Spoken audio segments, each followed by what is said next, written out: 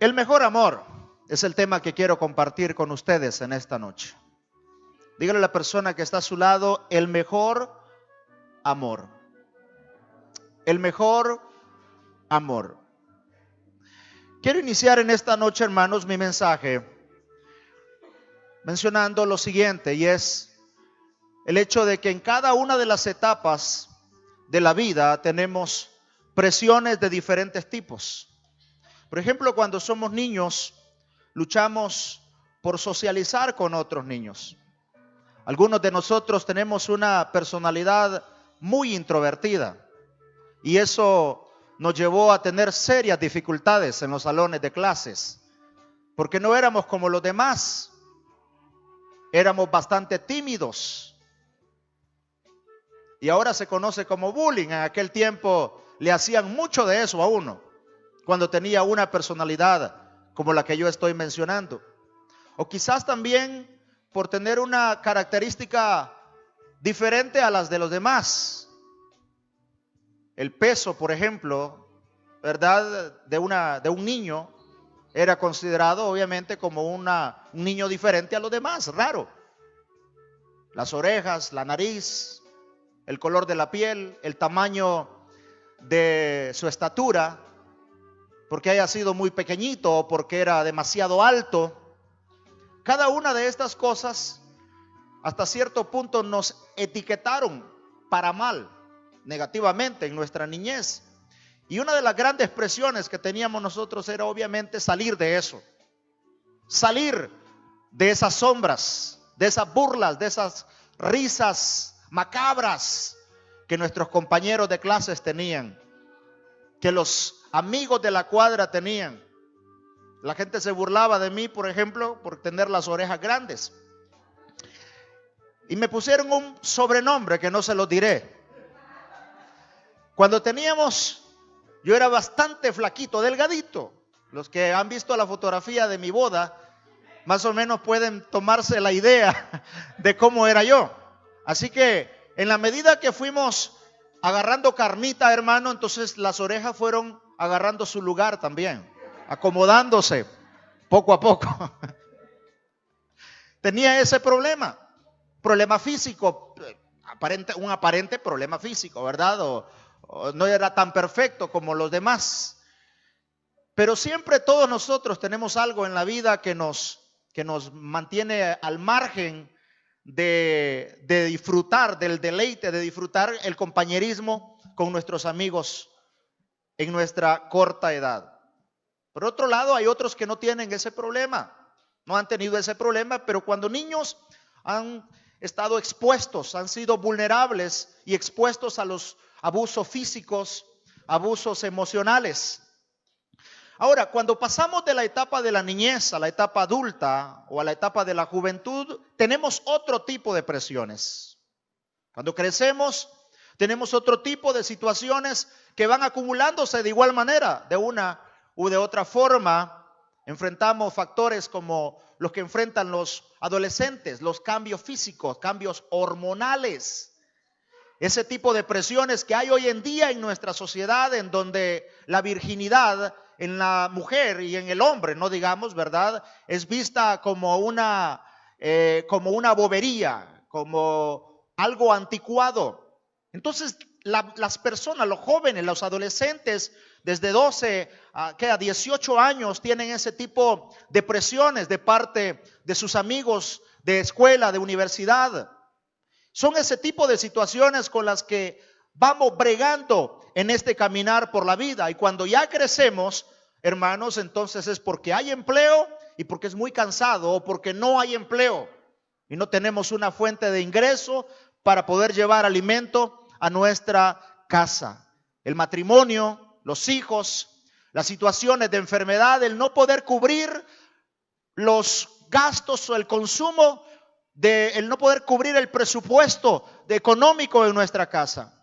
Entonces son algunas de las situaciones que se presentan como parte de esas presiones que nosotros tenemos. Si trasladamos todo esto ahora al ámbito espiritual, una vez que nos convertimos a Cristo, experimentamos en nuestro interior emociones maravillosas, diría yo. Yo no sé si usted recuerda cuando aceptó a Cristo de corazón por primera vez. Algunos dirán, es que mi experiencia no fue así tan sobrenatural, no fue así tan emocionante. Probablemente porque no aceptó al Señor a la primera ni a la segunda vez. Probablemente por la presión de alguien usted pasó al altar. Pero yo estoy seguro que toda mujer y todo hombre que un día decidió, ya sea en un altar, ya sea en una cárcel, en un hospital, donde quiera que haya aceptado al Señor, pero lo aceptó de corazón, experimentó, hermano, algo glorioso, algo poderoso, algo inexplicable que se desbordaba desde su interior. Dígame amén si usted experimentó eso. Emociones que nunca habían estado ahí. Entonces es ahí cuando comenzamos a amar la casa de Dios. Somos los primeros en estar en el templo y los últimos que queremos irnos. No somos de los que estamos viendo el reloj a qué hora termina el culto, sino al contrario. Esa experiencia inicial en la vida cristiana nos lleva a amar la casa de Dios. Y tomamos la casa de Dios como nuestra segunda casa. No es una obligación cuando usted está enamorado. No es una obligación ni es una opción para usted. Es una necesidad que nace del interior de un corazón agradecido por lo que Dios ha hecho en su vida. Algo de nosotros nos impulsa a contarle a otros de Cristo Jesús. Algo nos impulsa a contar las experiencias. Me encanta cuando alguien dice, no fui al culto, pastor, pero me contaron cómo estuvo la reunión. Y no solamente me contó una persona, muchos me contaron lo vivido, lo que se experimentó en esa reunión. O sea, eso que nace dentro de nuestro interior y que es producido por el Espíritu Santo de Dios, eso debe de permanecer todos los días en nuestro ser, amados hermanos. Eso, como dice su palabra, ríos de agua viva correrán de nuestro interior. Así que la experiencia inicial en nuestra vida cristiana son momentos únicos. Decía el pastor donde yo me convertí al Señor, nos pusieron nombres bíblicos a nosotros y me gustaba que el pastor me llamara así. Decía él, estos 3 muchachos que vienen a la iglesia, él no sabía ni siquiera el nombre de nosotros. Habíamos aceptado 3 jóvenes a Cristo en ese momento y éramos los primeros en estar en la iglesia, esperando que el pastor abriera el templo. Luego llegábamos y tratábamos de buscar qué hacer, barrer, arreglar las bancas de la iglesia, cualquier cosa, pero era emocionante. Era emocionante ver a los guitarristas que no eran así como los que tenemos hoy en día, eran guitarritas acústicas, eran una persona que tocaba el requinto y la otra persona que tocaba la guitarra. Y nos encantaba antes de iniciar el culto estar con ellos ahí cantando coros como los que cantamos hoy. Esas cadenas de coro que nos recuerdan nuestros primeros pasos en la vida cristiana. Era emocionante poder estar ahí, iniciar el culto. Era, hermano, una experiencia única en su orden. Una experiencia única en su orden. Y el pastor decía, estos 3 jóvenes les vamos a bautizar con el nombre de Sadrach, Mesach y Abednego. Me gustó. Y siempre íbamos ahí, tratábamos de ir bien cambiaditos, hermano, bien bonitos. Y siempre éramos los primeros que nos colocábamos aquí, en la parte de enfrente. No me sabía los coros, no sabía ni aplaudir. Cuando uno viene de allá, de afuera, uno viene rudo, hermano, uno viene rústico. Y cuando viene a Cristo, entonces entramos en un proceso de formación, diría yo, en todos los sentidos. Amén. Entonces, yo creo que es importante esto, el poder, número 1, reconocer, o mejor dicho, recordar lo que vivimos hace muchos años atrás y hacer un análisis, una comparación, si realmente lo que vivimos al inicio es tan delicioso y lo podemos disfrutar como lo disfrutamos en este tiempo, años después. ¿Cuántos años tiene usted de haberse convertido al Señor? ¿Cuántos años tiene usted de ir a una iglesia? Ahora, ¿cuándo fue la última vez que lloró en la presencia del Señor? ¿Cuándo fue la última vez que levantó las manos al cielo sin que el pastor, sin que el ministro de alabanza lo obligara a hacerlo, le dijera levanten las manos, sino que de manera espontánea usted levantó las manos al cielo y comenzó a llorar delante de la presencia de Dios? No sabía por qué estaba llorando, porque no solamente se llora cuando uno está triste. Cuando usted está delante de la presencia de Dios, hay llanto, hay lágrimas y es algo inexplicable. Yo creo que algo está siendo producido en nosotros a través del Espíritu Santo de Dios. Algo está reparando el Espíritu Santo en nuestro corazón. Por eso es que cuando usted sale de este lugar, sale diferente. Como dice su palabra, renovados en Dios, nuevas fuerzas como las del búfalo. Eso solamente lo puede producir el Espíritu de Dios cuando hay un corazón entregado, cuando hay un corazón que ama verdaderamente el estar delante de la presencia del Señor. La iglesia de Éfeso era una iglesia muy peculiar, hermanos, muy interesante. Yo estaba leyendo mucho acerca de lo que rodeaba la iglesia de Éfeso. La región de Éfeso, que era una de las regiones más productivas, materialmente hablando, era una ciudad, una de las principales ciudades, mejor que cualquier otra ciudad a la que Pablo había ido. Y ahí se había establecido una iglesia. Lo que Pablo escribe a los Efesios, obviamente Pablo establece una iglesia en Éfeso. Esta iglesia era una iglesia que tenía algunas características que si nosotros las estudiamos a la luz de las Escrituras, usted va a decir, yo creo que esa iglesia es una iglesia casi perfecta. En el libro de Apocalipsis, capítulo 2, versos 2 y 3, aquí ya no es Pablo que está hablando, aquí es Jesús mismo hablando a esta iglesia. Y él dice en el versículo 2, capítulo 2 y versículo 2, el Señor dice, yo conozco tus obras y tu arduo trabajo y paciencia, que no puedes soportar los malos. Has probado a los que dicen ser apóstoles y no lo son, y los has hallado mentirosos. Y has sufrido y has tenido paciencia y has trabajado arduamente por amor de mi nombre y no has desmayado. Yo traté de enumerar entre líneas lo que esta iglesia tenía como característica. El Señor dice, yo conozco tus obras. Eso le dice a la iglesia Sinaí y a todos los que nos están viendo. Yo conozco tus obras, tu arduo trabajo. No era una iglesia perezosa. Era una iglesia productiva. Era una iglesia que trabajaba. Características, ¿de parte de quién, hermanos? De aquel que tiene el ojo para poder escudriñar lo profundo del corazón del hombre. Y ese es Jesucristo.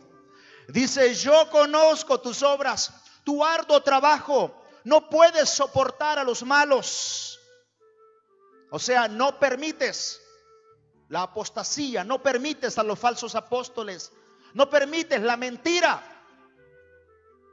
¿Era una buena iglesia? Dígame así, por lo menos hágale así para saber que estamos aquí. ¿Era una buena iglesia? Sí. Dice, has sufrido y has tenido paciencia.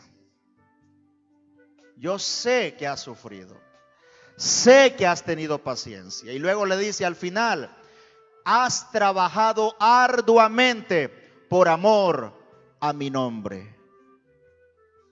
Si a usted le tocara congregarse en una iglesia con estas características, yo le diría a usted, hermano, no lo dude, váyase a esa iglesia, porque esa iglesia es una iglesia que tiene características de una buena iglesia, de una iglesia con sana doctrina, porque es una iglesia que confronta a los mentirosos, que sabe detectar a los falsos apóstoles.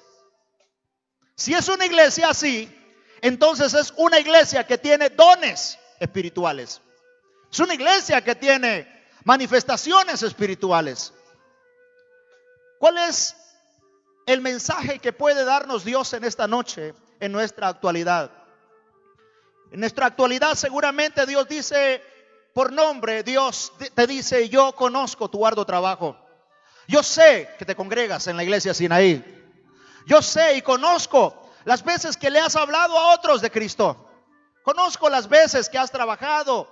Sé las veces que has ofrendado. Yo sé cuánto ofrendas y cuánto diezmas en la iglesia. Yo sé lo que has llorado en la soledad. Yo sé que has estado por 10 años en la iglesia a pesar de todas las luchas que has atravesado. Pero ahí has estado, ahí has permanecido. Has caído y te has levantado. El Señor podría en esta noche decirnos a cada uno de nosotros: yo sé que a veces has querido tirar la toalla y no lo has hecho. Te has mantenido. No has querido venir a la iglesia, pero te agarras tú mismo del cuello y te traes. Te fuerzas a venir a la casa. Has trabajado en actividades en la iglesia. Has hecho tamales. Y has hecho sopas en favor de la iglesia, del templo, de la construcción, de los salones de niños. Has dado ofrendas a los pobres. Has ido a los orfanatos. Has ido a los hospitales a orar por enfermos. Y yo creo, hermanos, que con todo este currículum que yo estoy mencionando, podríamos decir: estoy más que bien. Porque generalmente tenemos esa costumbre de compararnos con otros y de decir: bueno, yo estoy haciendo esto, ¿y qué está haciendo usted? ¿Qué importa lo demás? ¿Qué importa todo lo demás? Si lo amo a Él, eso es más importante en mi vida. Nada puede provocar en usted que ame tanto al Señor, ni una alabanza, ni un buen mensaje predicado, ni un ungimiento con aceite. Nada puede provocar. Usted puede pasar aquí al altar y decirme: pastor, ore por mí porque yo quiero amar al Señor. Lo único que yo puedo hacer es que el Señor pueda quebrantar su corazón. Pero Él lo tiene que hacer. Es una relación personal. Es una decisión personal con Dios. Usted está desde ahí adorando al Señor mientras estamos cantando aquí en este lugar. Usted está levantando manos, usted está dándole gloria al Señor. ¿Sabe qué? ¿Quién lo va a hacer de la manera correcta? Aquel corazón que está enamorado de Él. Hay gente que disfruta la música del recuerdo y dice: ay, mis mejores años dorados. Ay, cuando comienzan a escuchar, ¿verdad?, la música de no sé qué cosa, y me recuerda la niñez, o me recuerda la novia que tuve por allá cuando era un cipote, y comienza, hermano, a moverle todos los recuerdos. Óigame, ¿por qué usted no se vuelve nostálgico delante de la presencia del Rey de Reyes y Señor de Señores? Recuerde por un momento cuánto le ha amado al Señor a usted. Recuerde que el Padre dio a su Hijo en unigénito, en sacrificio por nosotros en la cruz del Calvario. Recuerde que el Hijo vino a esta tierra, dio su sangre, dio su propia vida en la cruz del Calvario. Permitió el vituperio por amor al nombre suyo, por amor a mi nombre. Permitió llevar todos nuestros pecados, permitió llevar todas nuestras enfermedades. Entonces usted y yo también, así como podemos tener esa nostalgia, tengamos nostalgia pensando en cuánto nos ama el Señor. Cierra sus ojos por un momento usted y usted piensa y dice: cuánto me ama Dios a mí. Dios ha preservado mi vida a pesar de que estuve al borde de la muerte. Cómo Dios fue conmigo. Qué maravilloso ha sido el Señor. Yo no he sido tan fiel como para que Dios me haya amado como me ama. Yo no he sido tan obediente. Es más, yo le he desobedecido. Yo he sido rebelde muchas veces, pero el grande amor para con Dios, dice el apóstol Pablo, que no tiene anchura, no tiene longitud, no tiene profundidad, no tiene altura. Ese amor sobrepasa todo entendimiento, dice la palabra de Dios. Él nos ama con amor eterno. Cuando usted recuerda que el Señor le ama con amor eterno, lo que usted tiene en su corazón, ese impulso que usted tiene en su corazón, es de seguirle a Él, de abrazarle a Él, de amarle a Él. Y como dice su palabra, un día le veremos tal como Él es. No vamos a querer ver a Pablo, no vamos a querer encontrarnos con Abraham, vamos a querer encontrarnos con el caballero del Gólgota, con Jesucristo, Rey de Reyes y Señor de Señores. Vamos a querer abrazarlo, vamos a querer besarlo, vamos a querer platicar con Él. Aleluya. Y Él seguramente, como hoy, nos mira con ojos de amor y de misericordia. Si identificamos que es el primer amor, yo diría en primer lugar que no es el primer amor. No es el primer amor asistir a una iglesia, sea llámese evangélica, católica, lo que sea. No es el primer amor tener responsabilidades en la obra de Dios. Yo puedo ser pastor, puedo ser evangelista, diácono, líder en una congregación y aún así no amar a Dios. Puedo estar ministrando en base a experiencia y me quedé ministrando en base a la experiencia que he adquirido dirigiendo una iglesia, pero dejé de amar a Dios hace mucho tiempo. Dejé de enamorarme de Él, dejé de dejarme consentir por Él. Y por eso es que nosotros comenzamos a buscar otras fuentes que no son las fuentes divinas. Comenzamos a buscar a través de la ausencia de ese vacío de amor, de aceptación que no tenemos para con los demás. Entonces comenzamos a buscarlo y lo buscamos en las fuentes equivocadas, cuando debemos acudir a una sola persona, a alguien que nos ama tanto a nosotros, y es a nuestro amado Dios. Dice: has dejado tu primer amor. Eres una buena iglesia, le está diciendo. Has trabajado arduamente, has hecho la labor, pero ¿sabes qué? Necesitas volver a tu primer amor. Necesitas recordar las primeras cosas. Arrepiéntete, dice en el siguiente versículo, de dónde has caído. Arrepiéntete, por tanto, de dónde has caído, y vuélvete antes de que sea demasiado tarde. Antes que venga y quite el candelero de su lugar, antes que haga eso. Tener el primer amor no es asistir a la iglesia, no es tener responsabilidades, no es orar, no es cantar. Es algo que se produce en el interior de cada individuo de manera muy particular. Muy particular. ¿Qué es el primer amor, pastor? Es la experiencia inicial cuando recibimos a Cristo. Despierta en nosotros el deseo de amarle, de adorarle, de servirle. El Señor le dice a Pedro: Pedro, ¿me amas? ¿Cuántas veces le preguntó? Le preguntó 3 veces. Y le dice: Pedro, ¿me amas?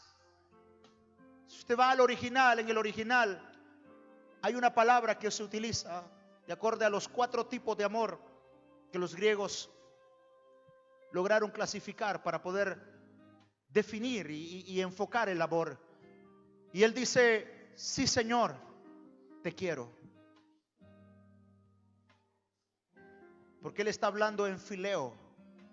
Y fileo es un amor filial, es un amor más condicionado. Me amas, te amo. Me das, te doy.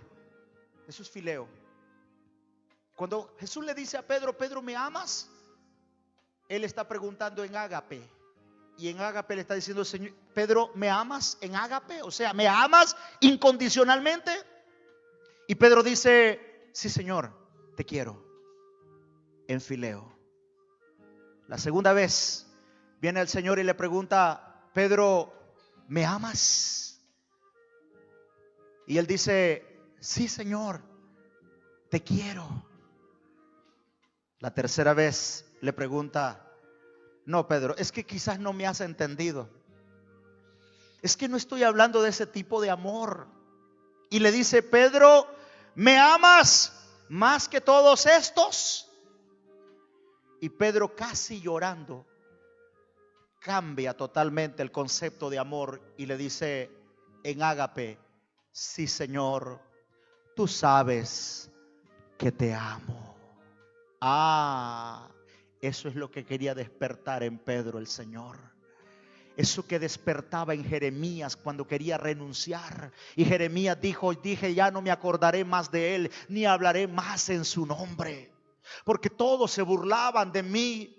Pero dice Jeremías, pero había un fuego metido en mis huesos. Quise resistirlo y no pude. ¿Sabe qué se llama ese fuego, hermano? Aparte de que usted puede decir es la unción del Espíritu Santo, es el fuego del Espíritu Santo. No, ¿sabe cómo se llama ese fuego? Se llama ese fuego que es el amor de Dios metido en nuestros huesos. Ese amor de Dios que nos impulsa a amarle a Él por sobre todas las presiones que tengamos a nuestro alrededor, burlas de la gente. Aunque la gente se levanta en calumnias, en críticas, usted se mantiene firme porque usted le ama a Él. Usted está hipnotizado, voy a usar esa palabra, hipnotizado con el Señor. Usted está asombrado con Él, con su presencia. Usted dice, no sé qué es lo que está pasando aquí, no sé qué es lo que está pasando de este lado, pero no me importa, porque yo le amo a Él. Él dio su vida por mí y yo estoy agradecido. Mi corazón le ama a Él por sobre todas las cosas. Entonces el primer mandamiento cobra vida. Amarás al Señor tu Dios con todo tu corazón, con toda tu alma y con toda tu mente. El segundo mandamiento no es tan importante. Cuando ya hemos amado a Dios, seguramente vamos a amar al prójimo. Seguramente va a fluir el amor de Dios para con los demás, aún para con los difíciles de amar. Pero Él está preguntando en esta noche, iglesia Sinaí. Él nos está preguntando en este lugar, ¿me amas? Él no está diciendo si lo quieres. Él no está preguntando si quieres. Él está preguntando, ¿me amas? En ágape. Está diciendo, ¿me amas a pesar de todo? ¿Estás dispuesto a hacer todo, cualquier cosa por mí? ¿Estás dispuesto a renunciar a cualquier cosa por amor a mi nombre? ¿Estás dispuesto a ir más allá de lo que se te pide hacer por el hecho de que me amas? Me amas tanto que estás dispuesto a esperar no solamente 1 año o 2 años, sino a esperar con ansias, con deseo, con esa necesidad, mi segunda venida, cuando yo venga a levantar al pueblo. No importa si no vengo mañana, no importa si no vengo el próximo año. Lo importante es que en la iglesia hay un corazón que le ama a Él, y como usted le ama, usted desea estar con Él, usted desea estar delante de su presencia. Por eso su palabra dice que es estimada a los ojos de Jehová la muerte de sus santos, porque cuando una persona parte de esta tierra amando a Cristo con todo su corazón, hermano, ha ganado una victoria poderosa, porque ahora está delante de su gloriosa presencia. Nosotros lloramos en la tierra por nuestro ser querido, pero estoy seguro que él o ella está celebrando con el Señor, con aquel que amó tanto. Es que el amor de Dios no puede compararse al amor de un padre, de una madre, ni el amor de un hijo. Es incondicional. Es incondicional. Quiero terminar en esta noche mencionando señales de aquellos que han dejado su primer amor. Número 1, deja de orar y de leer la Biblia. Esos son como el diagnóstico. Cuando alguien va al médico y le dice, ¿qué es lo que siente? ¿Dónde le duele? ¿Cuántas veces estornuda? ¿Cuáles son las? Comienza el médico y dice, ya sé lo que tiene. Sin necesidad, vamos a llevarlo a una radiografía para salir de dudas, pero yo ya sé que es esto lo que tiene. Un profesional.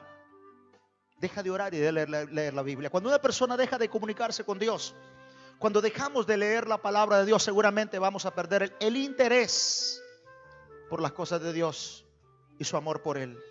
¿Hace cuánto no lee la Escritura usted? ¿Hace cuánto no ora? ¿Hace cuánto no está delante de la presencia de Dios? Número 2, deja de congregarse. Dejamos de congregarnos, dejamos de servir. Cuando una persona está agradecida por lo que Dios ha hecho en su vida, le sirve, le busca más a Él. No se aleja, se congrega, va a la casa de Dios, valora valoramos el hecho de que haya gente en la iglesia que cansados vienen a la casa de Dios, agotados. Es preferible quedarse viendo el culto por televisión el domingo.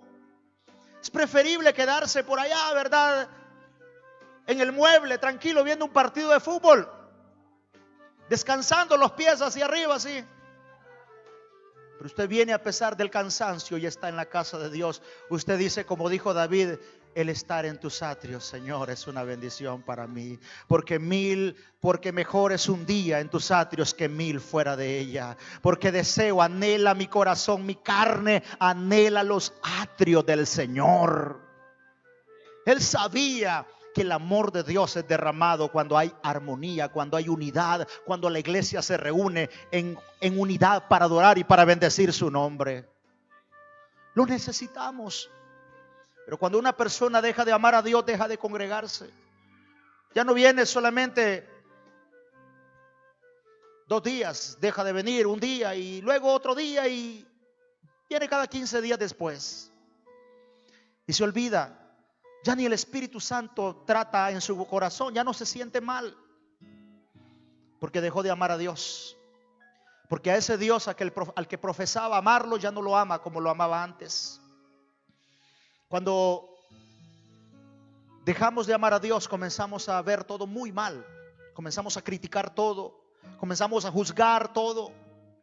Todo lo vemos mal. Qué feo la alabanza. Qué mal estuvo hoy. El mensaje del pastor estuvo ahí medio chueco. Predicó demasiado el pastor hoy. O fue un mensaje muy cortito, muy poquito para ir uno y irse a sentarse. Y uno viene como insatisfecho más bien. Los servidores hoy estaban bien serios. No le daban la mano a uno. Qué barbaridad. ¿Para qué los ponen ahí? Y comenzamos a ver todo mal. Comenzamos a ver los errores de la gente. Porque dejamos de verlo a Él. Dejamos de ver los ojos del Maestro. Dejamos de verlo a Él. Dejamos de ver la gracia de Dios derramada a través de Jesucristo. Dejamos de ver la misericordia de Dios a través de los ojos de nuestro Maestro. Y comenzamos a ver las cosas desde otra perspectiva, que no es la de un hombre, de una mujer que ama a Dios. Comenzamos a esta otra señal, y es no dedicarle tiempo a Dios. Algo se enfría en nosotros. Algo pierde pasión. Amamos más el estudio, amamos más el trabajo, amamos más la familia, que tampoco es malo hacerlo. Pero raras veces estamos compenetrados, adorando y bendiciendo su maravilloso nombre. Todas las cosas comienzan en automático a perder sentido para nosotros cuando dejamos de sentir amor y pasión por el Señor. El tema en esta noche es el mejor amor. No es nada más el primer amor, es el mejor amor. ¿Para quién está reservado su mejor amor? Le pregunto en esta noche, iglesia, ¿para quién está reservado su mejor amor? Seguramente si somos iglesia, si somos pueblo de Dios, si somos hijos de Dios y si sabemos lo que Él ha hecho por nosotros, el primer amor y el mejor amor debe de estar reservado solamente para Él. Amarás a Jehová tu Dios con todo tu corazón, con toda tu alma y con toda tu mente. Entonces usted va mañana, enfrenta cualquier tipo de presiones a las que nos vemos todos los días nosotros enfrentados. Pero el amor que usted siente hacia Él es mucho más grande que cualquier oferta del enemigo en esta tierra. Su amor es maravilloso. Su amor es glorioso. El mejor amor para quien está reservado entonces es para el Señor. La oración que esta noche debemos hacer como iglesia es: Señor, yo quiero amarte. He dejado de amarte, Señor, como te amaba antes. Ahora quiero enamorarme de ti. He dejado de orar, he dejado de ayunar, he dejado de leer tu palabra. Me he congregado, pero no con esa devoción, con ese ánimo, con esa con esa pasión con la que yo lo hacía antes. Ahora quiero que las cosas sean diferentes en mi vida. De eso se trata, hermano. De eso se trata, iglesia. De ponerle un punto y final a esa situación y luego establecer un punto y seguido para poder comenzar una nueva vida en Cristo Jesús.